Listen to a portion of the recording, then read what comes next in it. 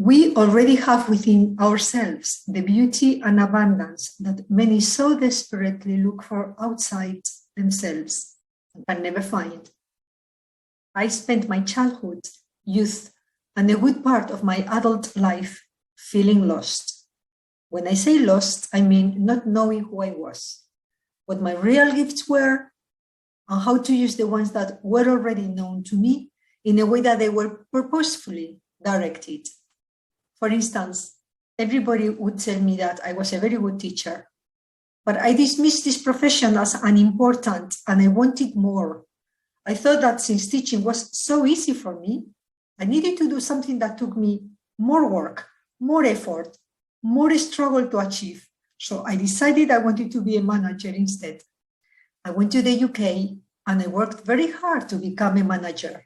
And when I achieved it, I found it to be very stressful. The company and the managers above me wanted more and more. I gave it everything I had and felt that I was carrying a huge weight on my shoulders. Nothing I gave would ever be enough. I realized that in life, we must be very careful about what we ask for and what we think we want. Because sometimes what we think we want comes from a need to overcompensate for a perceived lack. So when we actually get what we wanted to achieve, we realize that it doesn't feel like we thought it would. Basically, we get there and realized that we didn't want it at all. Then I emigrated to South Africa, and obviously, after having learned the lessons of working in corporates for about 13 years, I was presented with many opportunities to teach languages. So that's what I did for about 15 years, while I continued with my coaching practice and writing my books. I was a teacher and I loved it because I had learned to accept my gift. I realized that the way forward had to be easier than what I had done before, and it worked. Part of feeling lost in my teens and 20s meant that I was not being able to relate to others. My communication abilities were limited.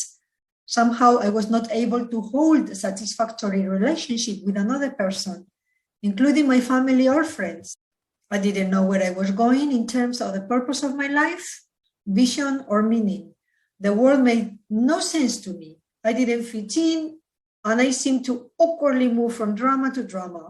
And this included problems with my health and a low self-esteem. I wasn't sure whether I could go on or how to go on. I wasn't sure whether I actually wanted to go on. It all just seemed too much discord and struggle. I remember feeling a persistent, low-pitch, dull sense of pain, always present in the background, all the time. Later on in my healing journey, I identified that my base vibrational frequency was hopelessness. In fact, much later on, I found that it was depression. Then one good day, everything changed. Almost overnight, I was 32 years old and I got divorced. At one point, I received an unexpected telephone call that explained to me everything that had been happening, and I suddenly felt a huge sense of relief. Like I understood, literally as if a light bulb went on. It was in the shock of the lowest and darkest moment of my life that I woke up. And this stroke of light that cracked my consciousness open felt like a huge door opening for me. I decided to walk through it. I made a solemn decision that from that moment on, I would take my own power. This meant not to rely on anyone else to save me or to depend on. At that second in time, my promise put me on a completely different path.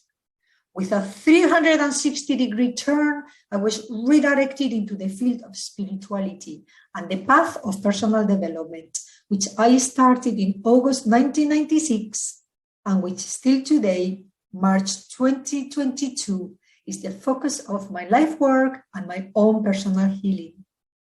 I started to read all the books at the time, before the internet, as well as attended all the workshops that I thought could teach me what I needed to know. I received a multitude of healing sessions from many different therapists because I needed to understand the universal laws and to get a grip of my life and my destiny. I laughed and I cried. I focused fiercely on getting to know myself, and I learned to forgive myself and others. The pain started to vanish, and since then, my life has been transformed, one little step at a time. And in the process, I understood that the biggest adventure of life goes on right inside ourselves.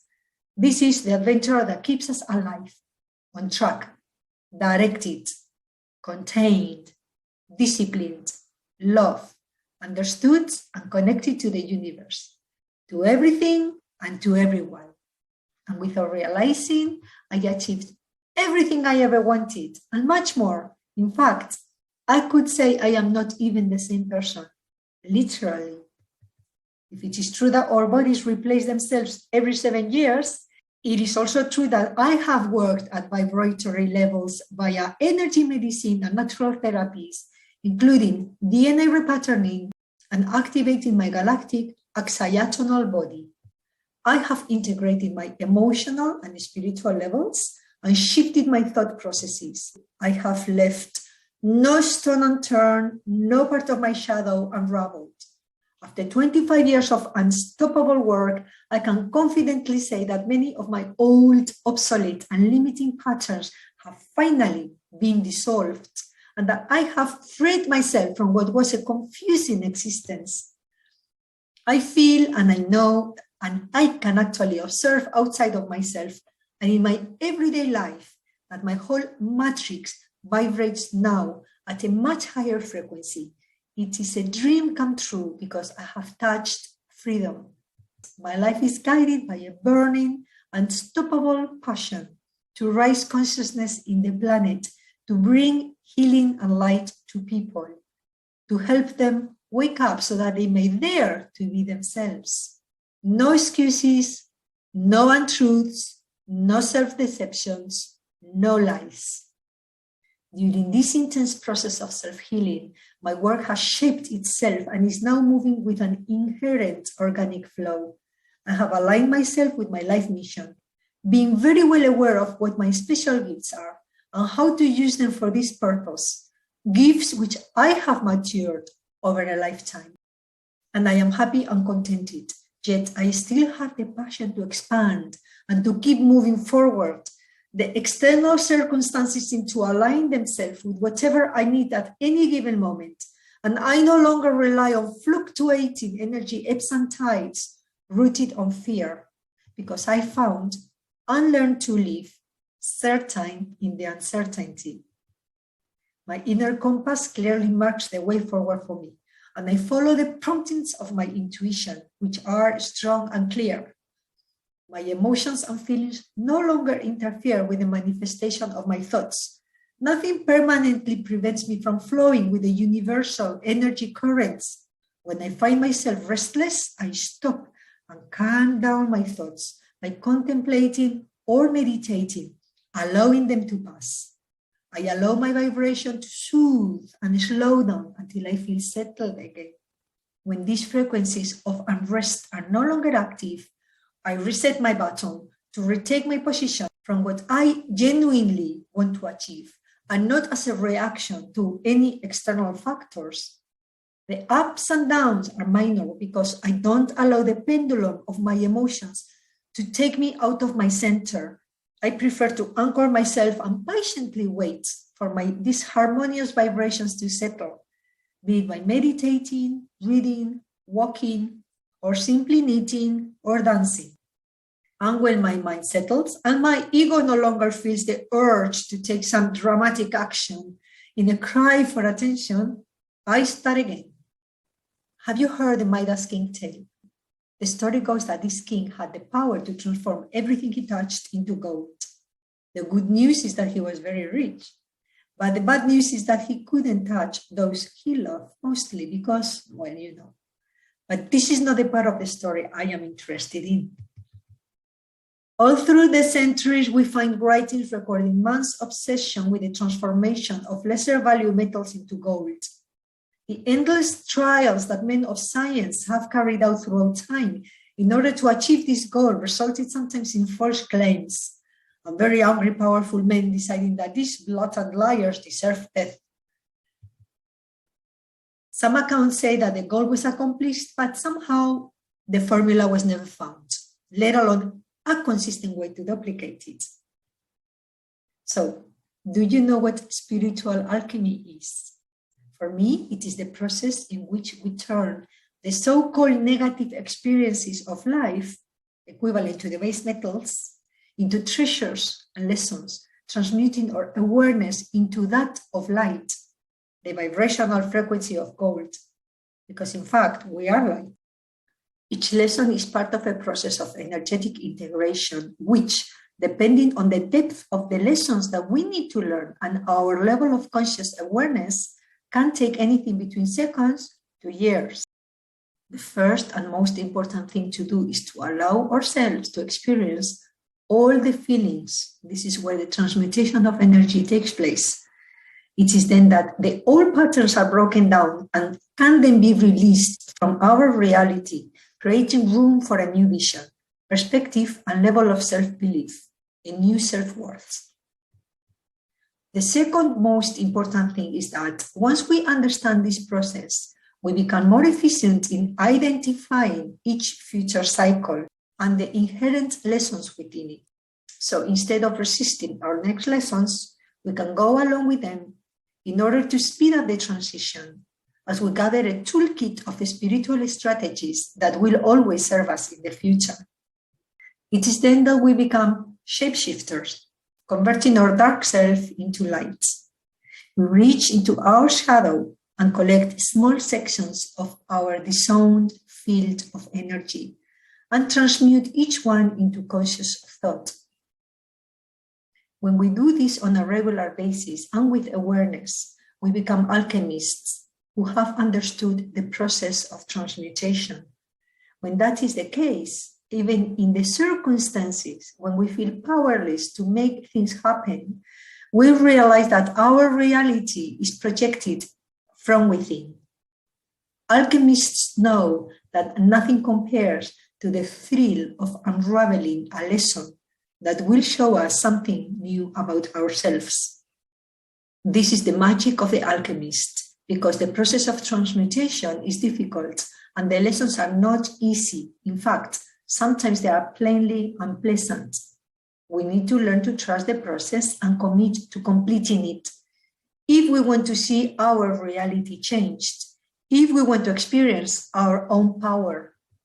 The fact that we don't have timelines or schedules on how long each cycle will take can be very disheartening and unsettling. And this is because we are used to exerting control, thinking that forcing external circumstances to fit our expectations is the solution to our problems. However, getting where we thought we wanted to get to doesn't always bring us the feelings of satisfaction and completion we were expecting.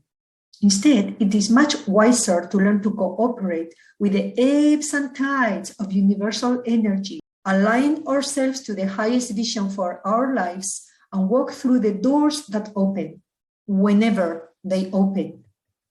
When we choose the path without struggle, we can be shifted to a new level of existence that has more clarity and harmony. The new people in our lives will connect better with us. Our spiritual gifts, awareness, sensitivity, consciousness will bring us the satisfaction that we long for. And the path forward will be shown to us in the form of a specific website, business contact, organization, or anything else that we need in order to progress in our path. In general, we will feel the power of our inner being as we unravel, develop, and achieve our potential, one layer at a time, one step at a time. Maybe that's why they say that patience is a virtue. After a very long time of having walked the spiritual path and having experienced many trials and errors, I have finally learned to cooperate with the energy cycles of my life in a way that honors me. During the ebbs, I work on getting ready for the next tide. For instance, studying new subjects, healing or clearing the past, completing unfinished tasks. And during each process of transition, even though I don't know what is being manifested or when, I always have the inner knowing that I am walking in the right direction. That is enough for me. and I stick to it faithfully. The inner voice is very quiet, but I can feel it and sense it very clearly. I can quickly surrender to the feeling of loss of control because I know that firstly, this is a temporary state, and secondly, it represents the gestation during the chaos of a new adventure or a stage of growth forming in my reality. The uncertainty somehow lets me know that I will be launched to a new level of personal empowerment and success, which I myself could have not orchestrated with a spirit's larger overview of all the possibilities and potentials waiting to be fulfilled at each particular stage. Finally, I have learned to love who I was because the perfection of my path has allowed me to become who I am now.